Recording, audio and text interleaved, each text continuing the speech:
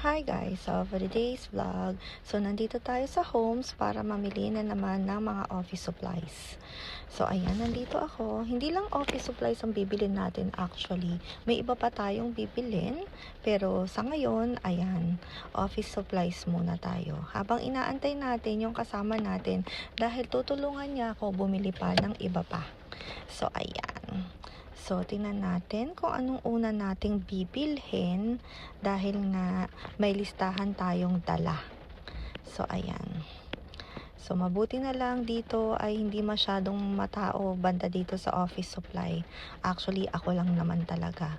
So, that time, hinahanap ko itong mga double-sided tape.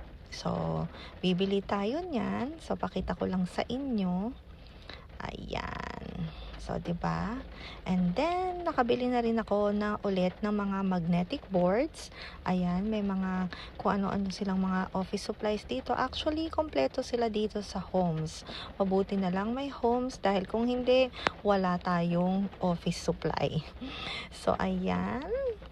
So, puntahan lang natin yung kasama natin dahil nga meron siyang yan, yung power washer. So, ayan guys, yung mga binili natin at babayaran na natin sa counter. So, tara! At ayan, natapos na ang ating 8 to 9 hours of work at uuwi na tayo sa bahay dahil gutom na ang person. At ayan, meron din palang binili si G-Style ng siopaw para sa akin galing sa 7-Eleven. So, pakita ko lang sa inyo kung ano yung itsura ng siopaw nila dito sa 7-Eleven. Ayan, o diba? So, pag nagkikrave kami ng siopaw, 7-Eleven ang takbuhan. So, ayan guys, kain na ako. So, ayan, ganyan yung itsura.